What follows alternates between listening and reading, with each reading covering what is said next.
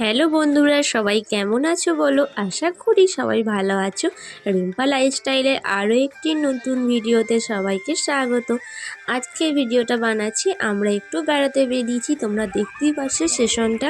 এটা কোন স্টেশন যদি কেউ জেনে থাকো অবশ্যই কমেন্ট করে জানাও। দেখো, আমি, আমার মা, বাবা সবাই, আমার এখানে আরও কিছুজন আমাদের পাড়ার সবাই মিলে একটু বেড়াতে বেরিয়েছি একদিনের জন্য। তোমরা সবটাই জানতে পারবে, পুরো ভিডিওটা কন্টিনিউ দেখতে থাকো। দেখো, এরপর ট্রেন থেকে আমরা নেমে পড়লাম। নেমে পড়ে স্টেশন থেকে এবার বেরিয়ে পড়লাম বাসে করে আমাদের গন্তব্যে যাওয়ার জন্য। আর বাস থেকে নেমেই দেখো সামনেই আমাদের চলে এলাম বাঁকুড়ার পাঁচমুড়া। আশা করি অনেকেই এই জায়গাটায় বেড়াতে গেছো, খুব সুন্দর বৃন্দাবনের মতোই করেছে। আর যারা যাওনি এখনও, তারা প্লিজ ঝটপট চলে যাও। খুব সুন্দর করেছে জায়গাটা। আশা করি তোমাদের একদিনের জন্য এই জায়গাটা গেলে মনোমুগ্ধকর জায়গা। আর খাওয়া দাওয়ার সমস্ত কিছুরই ব্যবস্থা আছে এখানে। তোমরা পুরো ভিডিওটা দেখো, আমি সব কিছুই তোমাদের সঙ্গে একটু একটু করে শেয়ার করব। বাড়ি থেকে বেরিয়েছিলাম, ওই আমাদের এখান থেকে ট্রেন ধরো 4:30তে ছিল, 4:30 নাগাদ ট্রেন ধরেছিলাম। আর ওখানে বাঁকুড়া স্টপেজের স্টেশনে নেমেছি আমরা ওই ধরো 8টা কতই। তারপর ওখান থেকে আমরা সোজা বাস ধরলাম। বাস স্টপেজে গিয়ে আবার ওখান থেকে তোমার পাঁচমুড়া তালডাংরা বলে বাস ছাড়ে, ওখান থেকে সোজা এই তো বৃন্দাবন মন্দিরের সামনেই তোমাদেরকে নামিয়ে দেবে। পাঁচমুড়া মন্দির, ত্রিধারা মন্দির বললেই সামনেতেই নামিয়ে দিল। ওখান থেকে দেখো আমরা এবার কুপনটা কেটে নিচ্ছি খাওয়ার জন্য। এখানে 50 টাকা করে কুপন প্রত্যেকের। আর দুপুর 1টার পর খাওয়া দাওয়া করায়। আর সকাল 8টা থেকে দুপুর 1টা পর্যন্তই কুপনটা পাওয়া যায়। তাই দেখো ঝটপট আমরা গিয়ে কুপনটা এবার কেটে নিলাম। এবার আমরা দেখো সবাই মন্দিরের মধ্যে প্রবেশ করছি। এবার নিজেতে দেখো জুতোটা খুলে আমরা এবার মন্দিরটা একটু ভালো করে ঘোরাঘুরি করছি। তারপর এখান থেকে জানতে পারলাম মন্দিরের নিজস্ব দোকান আছে বাইরে, গেটের বাইরে। ওখান থেকে মিষ্টি নিয়ে ঠাকুরের জন্য প্রসাদ হিসাবে পুজো দেওয়া যায়। তাই ওখান থেকে দেখো 50 টাকা করে মিষ্টির প্যাকেট নিয়ে ওখান থেকে আমরা নিয়ে আসতে গেলাম। ওখান থেকে মিষ্টির প্যাকেট নিয়েছে। এখানে রাধা গোবিন্দকে একটু পুজো দিলাম। এখানে শুধু রাধা গোবিন্দর বিগ্রহই নয়, এখানে মা কালী আছে, তারপরে তোমার হনুমানজি, আমাদের শ্রী রাম, লক্ষ্মণ, সীতা মা সবাই আছে, মহাদেব আছে এখানে। তাই এই মন্দিরটির নাম হচ্ছে ত্রিধারা। আর মন্দিরের কারুকার্য সত্যি অসাধারণ, নিজের চোখে না দেখলে কেউ বিশ্বাস করবে না, এত সুন্দর কারুকার্য। দারুণ জায়গাটা, খুব সুন্দর। একদিনের জন্য সবাই অবশ্যই আশা করি যেতে পারবে এই জায়গাটা।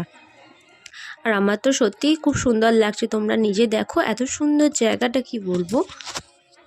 আর এই মন্দিরের নিজস্ব যে মিষ্টির দোকান রয়েছে, মন্দিরের নিজস্ব গোশালাও রয়েছে, যেখানে 30টার মতো গরু রয়েছে। ওই গরুর দুধ মা কালী, গোবিন্দর সবারকেই ভোগ নিবেদন করা হয়। আবার মিষ্টিও বানানো হয় ওদের নিজস্ব গরুর দুধ থেকে। দুপুরে মহাভোগ দেওয়া হয়, সেই ভোগের প্রসাদ ঠাকুরকে দুপুর 12টার সময় নিবেদন করার পর প্রত্যেক ভক্তবিন্দুকে এই প্রসাদ দেওয়া হয়। প্রত্যেক ভক্তবিন্দু সেই প্রসাদ গ্রহণ করে। হরিনাম সংকীর্তন করার পর এবার কৃষ্ণ, রাধা গোবিন্দর মূর্তি, সমস্ত দরজা পুজোর সেবায়েত বন্ধ করে দেয়। এরপর আর দরজা এখন খোলা হয় না। আবার সন্ধ্যার সময়, সন্ধ্যা আরতির আগে সমস্ত দরজা খোলা হয়। এমন এক নির্জন পরিবেশে তোমরা বাড়ির প্রত্যেক ফ্যামিলিকে নিয়ে বেশ কিছুটা সময় কাটানোর সুযোগও আছে। এরকম নির্জন স্থানে বেশ কিছুক্ষণ বসে থাকলে মন মুগ্ধকর হয়ে যাবে, মনটাও খুব শান্তি লাগবে। আর দেখো দেয়ালে আমাদের কৃষ্ণের সমস্ত লীলাগুলোকে কীভাবে অঙ্কন করে ফুটিয়ে তুলেছে, খুব সুন্দর আঁকা। এত সুন্দর কারুকার্য। এই মন্দিরটা শুনলাম নাকি তৈরি হয়েছে 6টা বছর সময় লেগেছে।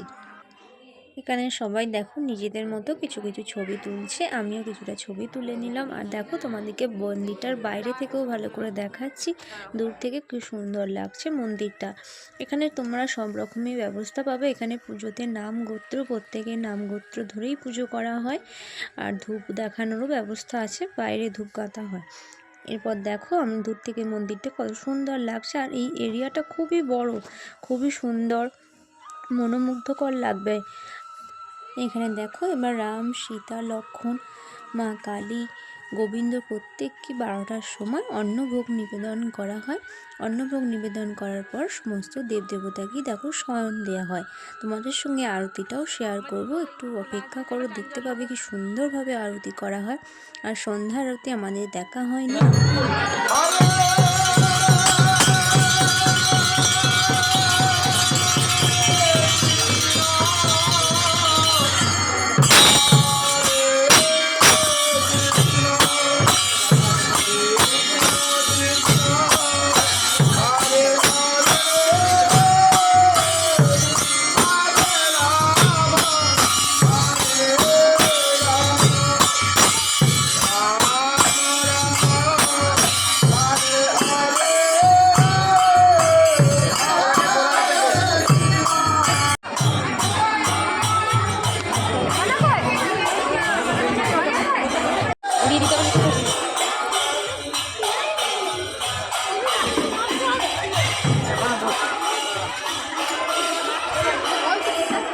এবার আমরা আরতি শেষ করে দেখো 1টা বেজে গেছে।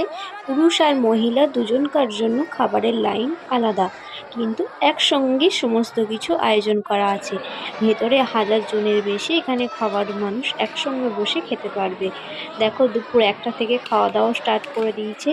ভাত, ডাল, নিরামিষ একটা সব রকম সবজি দিয়ে তরকারি, লাউ আলু পোস্ত, চাটনি, পায়েস, খুব সুন্দর।